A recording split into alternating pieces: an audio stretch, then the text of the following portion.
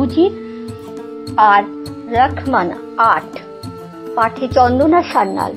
পরদিন উজির তার অনুগত ভৃত্য খাজাউলকে ঝাঁটা পেটা করে তাড়িয়ে দিলেন। বললেন, হতভাগা, চাবুক মেরে যে তোর পিঠের ছাল চামড়া তুলে নেয়নি, এটাই তোর ভাগ্য। যা ভাগ এখান থেকে। খাজাউল বেরিয়ে গেল, কিন্তু একেবারে চলে গেল না। মনে যেন কি মতলব নিয়ে কাছে কাছেই ঘুর করতে লাগলো। শেষে একটা বুদ্ধি খাটিয়ে ধরলো বুড়োর বেশ, একটু কুঁজো হয়ে হাঁটে। তারপর গিয়ে হাজির হলো ফতেমার নতুন বাড়িতে। বলল, বিবি সাহেবা, আমি বড় গরিব, খেতে পাই না, আমাকে একটা চাকরি দিন। ফতেমা দয়ার শরীর, তিনি তাকে খাজাউল বলে চিনতে পারলেন না। জিজ্ঞেস করলেন, তোমার নাম কি? খাজাউল বলল, আমার নাম ওয়াচুন। তুমি কি কাজ করতে পারো? হাট বাজার করতে পারি, জিনিসপত্র সস্তায় এনে দিতে পারি, রান্নাও করতে জানি। সেই দিনই ওয়াচুন কাজে বহাল হয়ে গেল। ২-৪ দিনের মধ্যে কাজ দেখিয়ে খুব প্রিয় পাত্র হয়ে উঠল। কয়েকদিন কেটে গেল বেশ আনন্দেই। ফতেমা বিবির আলাদিন ও বুদুরের বিয়ের উৎসবে খুব ধুমধাম হলো। পেট পুড়ে মিঠাই মন্ডা খেয়ে মনের শখ মেটালো। উজির কিন্তু সেই বিয়ের উৎসবে এলেন না। অসুখ হয়েছে বলে বিছানায় শুয়ে রইলেন, কিন্তু বেশি দিন শুয়ে থাকতে পারলেন না। রাজ দরবারে তাঁকে আসতেই হলো। তবে কারুর সঙ্গে বেশি কথাবার্তা বলেন না।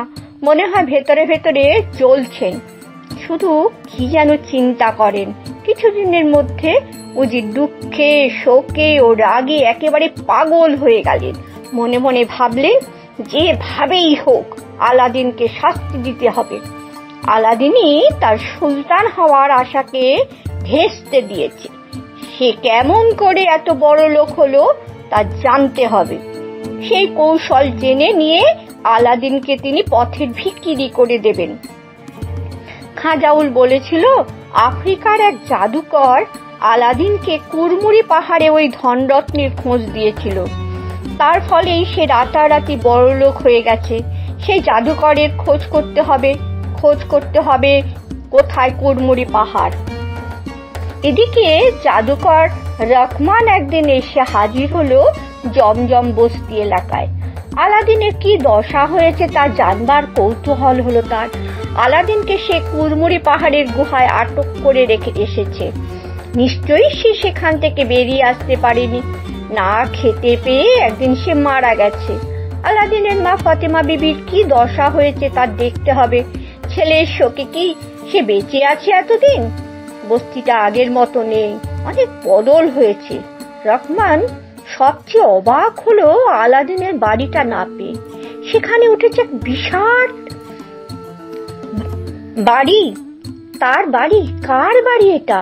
রহমান ভাবলো, ওই বাড়ির লোকের কাছে খোঁজ খবর করবে। সেই বাড়ির দরজায় করা নাড়তেই বেরিয়ে এলো ভৃত্য ওয়াচুন। রহমান জিজ্ঞেস করলো, এটা কার বাড়ি? ওয়াচুন জবাব দিল, জনাব, আলাদিন সাহেবের। রহমান চমকে উঠল, তাহলে এটা আলাদিনেরই বাড়ি? এ বাড়িতে কে থাকে? থাকে জনাব, আলাদিন, তাঁর মা আর শাহজাদি বুদুর, আর আমি থাকি ওয়াচুন। রহমান আর সেখানে দাঁড়িয়ে থাকতে পারল না। হিংসায় তার মন পড়ে যেতে লাগলো। নিশ্চয়ই আলাদিন আশ্চর্য প্রদীপটা নিয়ে এসেছে, আর সেই প্রদীপের দৈত্যকে দিয়েই গড়ে তুলেছে এই বাড়ি। যেভাবেই হোক ওই প্রদীপটাকে হাত করতে হবে, আর আলাদিনকে করতে হবে আগের মতো পথের ভিখারি। অনেক ভেবে সে বাজার ঘুরে কিনে নিয়ে এলো ঠিক ওই রকম দেখতে একটা চকচকে বাতি। পরদিন ভোরবেলাতেই সে গিয়ে হাজির হলো আলাদিনের ওই বিরাট বাড়ির সামনে। ফেরিওয়ালা সেজে বাড়ির আশেপাশে ঘুরতে লাগলো। সে দূর থেকে দেখলো আলাদিন বাড়ি থেকে বেরিয়ে যাচ্ছে। একটু পরেই রহমান ওই বাড়ির সামনে গিয়ে হাঁকতে লাগলো, পুরানো প্রদীপ বদলের নতুন প্রদীপ নেবে গো, চকচকে নতুন প্রদীপ। বুদুর বাড়ির উপরতলায় বারান্দায় দাঁড়িয়ে ফেরিওয়ালাকে দেখতে পেল। বাড়িতে যে একটা পুরনো প্রদীপ আছে তা সে দেখেছে, কিন্তু তার গুণাগুণ কিছুই জানে না। তাই ভাবলো পুরনো প্রদীপটা বদলিয়ে একটা নতুন প্রদীপ নিয়ে নি। সে ডাকলো, ও প্রদীপালা, এদিকে এসো। রহমান এসে বাড়ির সদর দরজায় দাঁড়ালো। বুধুর হাতে করে নিয়ে এলো সেই পুরনো প্রদীপটা। বলল, দেখো তো ফেরিওয়ালা, এটা নেবে কিনা? রহমান দেখেই বুঝতে পারলো সেই আশ্চর্য প্রদীপ। তার মন খুশিতে ভরে উঠল, কিন্তু মনের ভাব গোপন করে বলল, ইস, এটা সে অনেক দিনের পুরনো। এটার বদলে নতুন প্রদীপ যে আপনাকে টাকা দিতে হবে নিতে গেলে। রহমান ঝোলা থেকে নতুন প্রদীপটা বের করে দেখালো। সুন্দর চকচকে প্রদীপ দেখেই বুধুরের খুব লোভ হলো। সে জিজ্ঞেস করলো, এটা নিলে কত দিতে হবে? রহমান বলল, 30 দিনার দিতে হবে। বুধুর বলল, 30 দিনার? বড় বেশি চাইলে। আমি 20 দিনার দেব। রহমান মুখ ভারী করে বলল, 20 দিনারে হবে না, আমার লোকসান হয়ে যাবে। 25 দিনার দিতে হতে পারে। আচ্ছা, তাই নাও। বুধুর 25 দিনার আর ঘরের পুরনো প্রদীপটা রহমানকে দিয়ে দিল।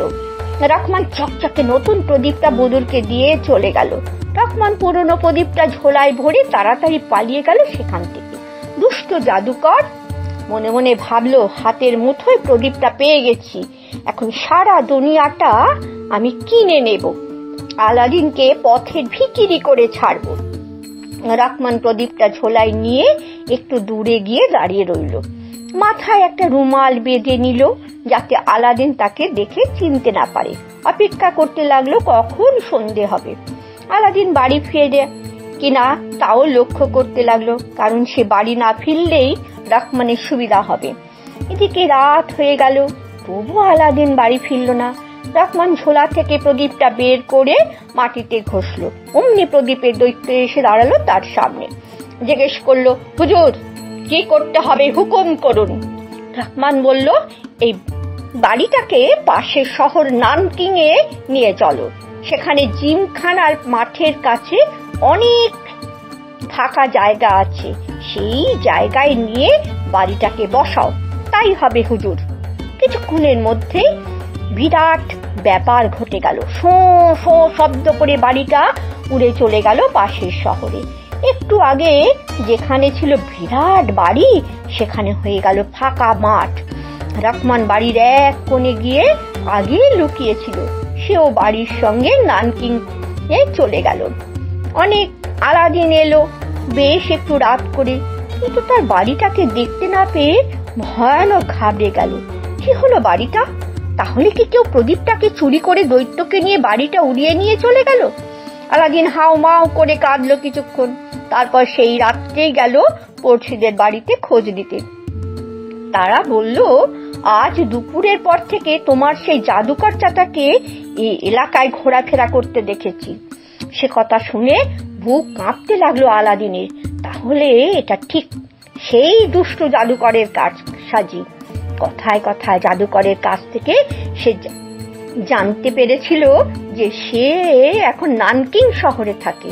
তাহলে সে ওই নানকিং শহরেই বাড়িটাকে নিয়ে গেছে। আলাদিন ঠিক করলো সে নানকিং শহরে যাবে, কিন্তু অনেক দূরের পথ, কিভাবে যাবে? অনেক ভেবে ভেবে সে সুলতানের প্রাসাদে গিয়ে হাজির হলো।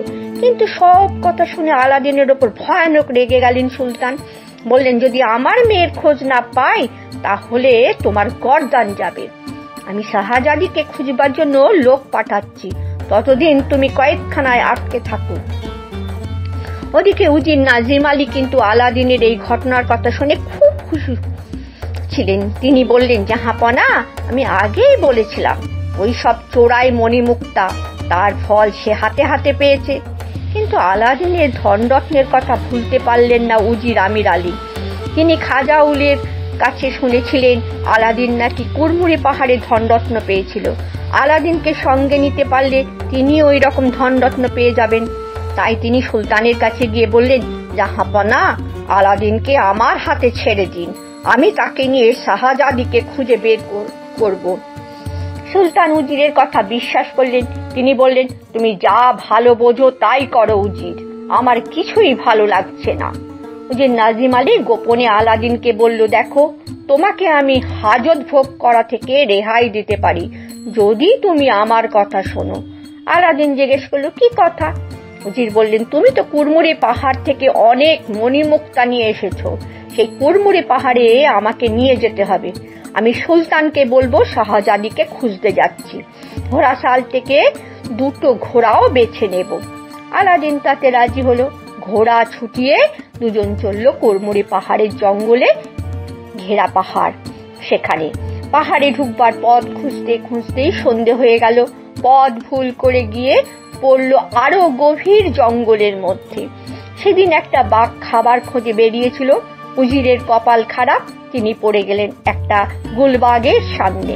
বাঘটা তার উপর ঝাঁপিয়ে পড়লো। আলাদিন আর সেখানে দাঁড়ালো না, বাঘ হয়তো তাকেও ধরবে। সে ঘোড়ায় চড়ে তাড়াতাড়ি রওনা হলো নানকিন শহরের দিকে।